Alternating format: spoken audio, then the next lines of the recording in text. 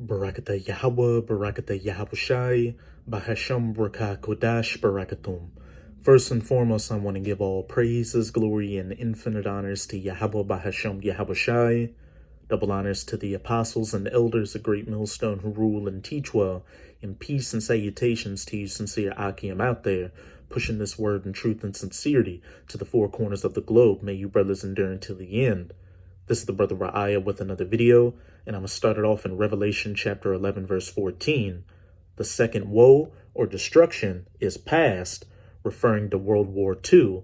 And behold, the third woe cometh quickly, World War III, which will be nuclear, because nuclear war and nuclear destruction is biblical prophecy.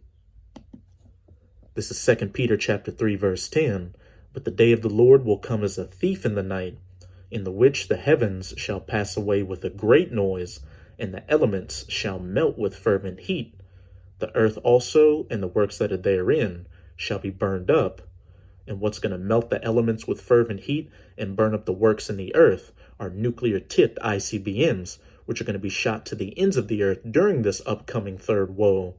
And if you've noticed over the past couple of years, there's been increasing talks in the news about a new Cold War and the possibility of these different major powers having a nuclear confrontation with each other, which is what I'll be going into with this article from dailymail.co.uk titled, U.S. Must Prepare for Nuclear War.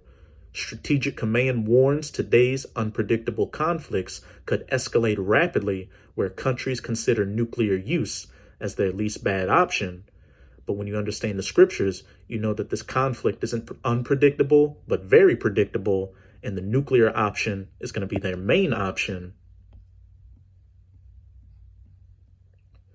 U.S. Strategic Command will warn in its annual posture statement that the spectrum of conflict today could rapidly lead to nuclear war, that third woe. Commander Charles Richard will give testimony to the House Armed Services Committee and the Senate Committee on Armed Services this week. The posture review informs Congress on the state of Strategic Command and what it intends to do with its 2022 budget request.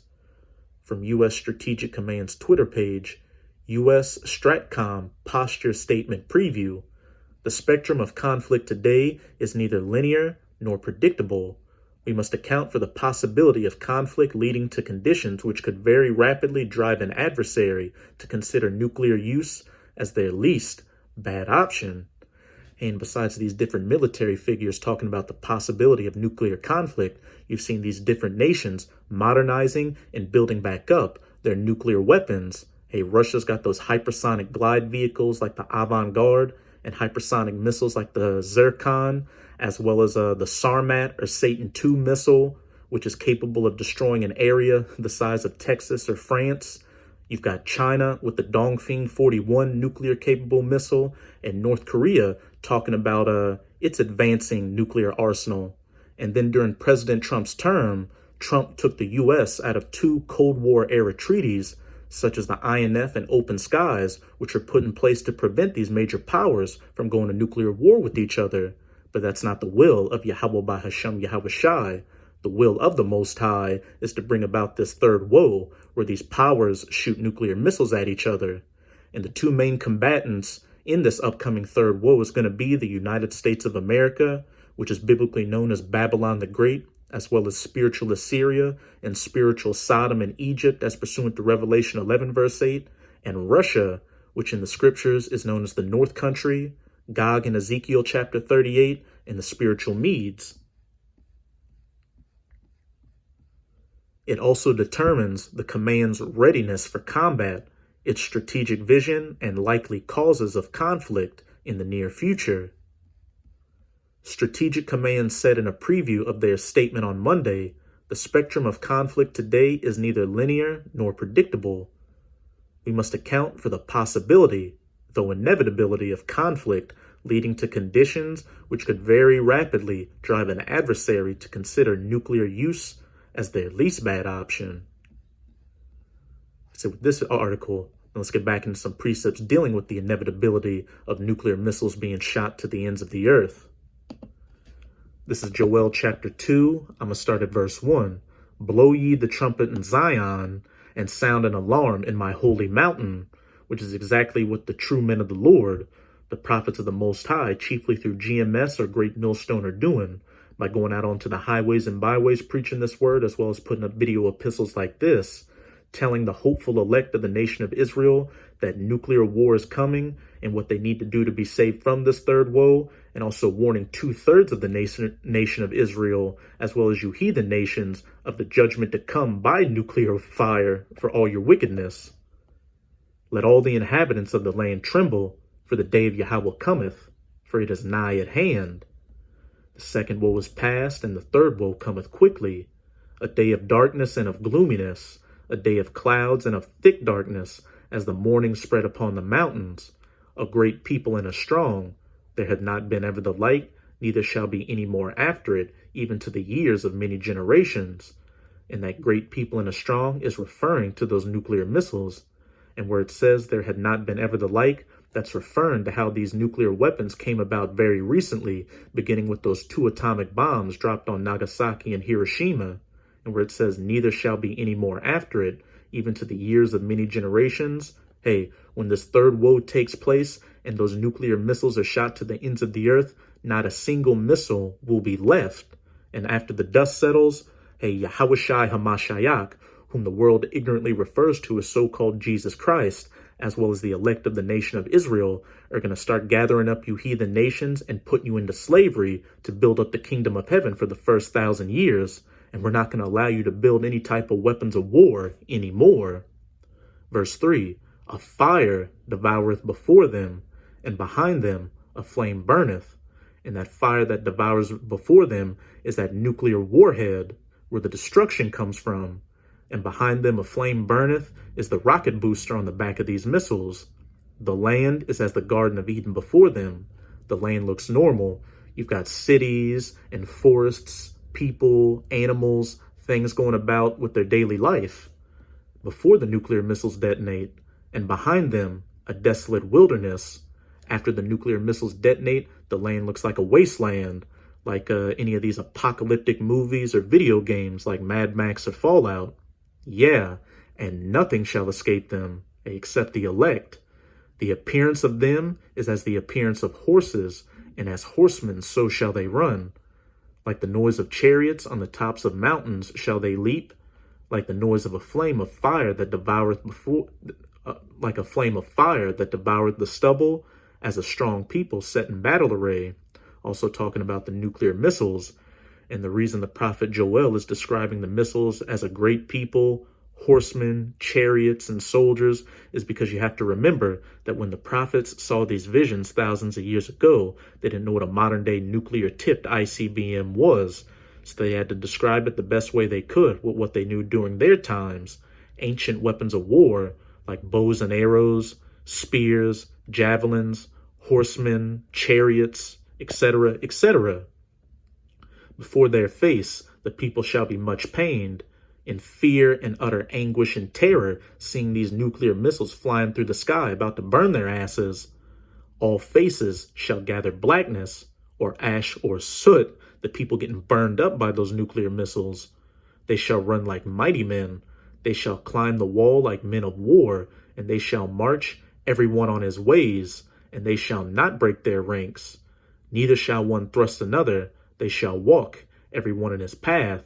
And that's speaking of these nuclear missiles hitting their targets without any problems, because the Spirit of the Most High is going to be on those missiles, guiding them to their targets without a hitch. And when they fall upon the sword, they shall not be wounded. And that sword is symbolic for these anti-missile defense systems, which are going to fail in that day, because the Spirit of the Most High is also going to be on those anti-missile defense systems to fail in that day, so these missiles can again reach their targets without any problems. And like I said earlier in the video, the two main combatants in this upcoming third woe is going to be the United States of America and Russia. This is Jeremiah chapter 50, verse 9. For lo, I will raise and cause to come up against Babylon, Babylon the Great, the virgin daughter of Babylon, the United States of America, an assembly of great nations from the north country, the north country being Russia, because what's north of the United States of America? You've got Canada, the Arctic Ocean region, and then Russia. And Russia shooting its missiles over and from the Arctic to hit its targets in the U.S. would be the shortest trajectory time for its missiles to reach the U.S. And I've done a couple of videos already showing that Russia's building up its nuclear and military capabilities in that Arctic Ocean region. And that assembly of great nations are not only the allies of Russia, such as China, Iran, and North Korea, but also the allies of the U.S., which are going to turn against her in that day and ally themselves with Russia to shoot their nuclear missiles onto the U.S., such as Britain, France, Germany, these other NATO nations, etc., etc. All you got to do is read Revelation chapter 17, verse 16 to see that fact. And the 10 horns which thou sawest upon the beast, these shall hate the whore, and eat her flesh, and burn her with fire, nuclear fire. The 10 horns being the EU, NATO, the beast being NATO, and that whore that sits upon the beast being that virgin daughter of Babylon, the United States of America. And they shall set themselves in array against her. From thence she shall be taken. Their arrows shall be as of a mighty expert man. None shall return in vain. Those arrows being symbolic for those nuclear missiles. Like I said a little while ago, the prophets described these nuclear weapons the best way they could as ancient weapons of war. And where it says, none shall return in vain, that goes back to Joel chapter 2. They shall run like mighty men. They shall climb the wall like men of war. And they shall march every one on his ways, and they shall not break their ranks. Neither shall one thrust another. They shall walk every one in his path. None shall return in vain. All those missiles that are fired are going to hit their problems without a hitch because the Spirit of the Most High is going to be on them. And while these different nations are going to get hit with nuclear missiles, the only place that is going to get completely wiped off the map is the United States of America, which is going to get hit with 200 million nuclear missiles that's going to turn it into the biblical lake of fire from sea to shining sea, and then a desolate, uninhabitable wasteland afterwards. I'm going to close it out in Isaiah chapter 13, verse 17 to 20. Behold, I will stir up the Medes against them, the spiritual Medes, that north country, Russia, which shall not regard silver, and as for gold, they shall not delight in it. When the time comes for the Most High to put the Spirit on these different nations to shoot their nuclear missiles, nothing will stop them from doing so. No nuclear weapons, peace treaties, weapons bans, peace talks, etc., etc. Their bows also shall dash the young men to pieces. And what do bows shoot? Arrows. Those bows are symbolic for the silos and other launch platforms that are going to shoot those nuclear missiles. And they shall have no pity on the fruit of the womb. Their eyes shall not spare children. Hey, if you're in the United States of America and you're not of the elect of the nation of Israel, hey, you better come to terms with the fact that Babylon is going to be your final resting place. And Babylon, the United States of America, the glory of kingdoms, the beauty of the Chaldees' excellency, shall be as when the Most High overthrew Sodom and Gomorrah. And like I said earlier, besides being known as Babylon the Great in the scriptures, the United States of America is also known as spiritual Assyria and spiritual Sodom and Egypt, as pursuant to Revelation 11, verse 8. And how did the Most High overthrow ancient Sodom and Gomorrah? With fire and brimstone from the sky. And he's going to overthrow this modern day Sodom and Gomorrah with modern fire and brimstone from the sky. Those nuclear tipped ICBMs, 200 million of them. It shall never be inhabited, neither shall it be dwelt in from generation to generation. Neither shall the Arabian pitch tent there, neither shall the shepherds make their fold there. When Babylon or the U.S. gets hit by those nuclear missiles, it's going to get turned into the biblical lake of fire from sea to shining sea. And then after the dust settles, it's going to be an uninhabitable, desolate wasteland where man will never set foot on ever again. And it's going to stand as a memorial as to what a wicked kingdom looked like and how not to govern the earth, and what the judgment and punishment was for afflicting the apple of the Most High's eye, the children of Israel, who are you so-called Negroes, Latinos, and Native Americans. So that's it with this video. With this video, I hope you sincere Akim are edified. Just keep strong and keep pushing this word. We're almost out of this final wicked captivity of the heathen nations, chiefly of the Edomites. And as always, I'm going to say Abad Babal, Kwam Yasharala, and until next time, Shalom.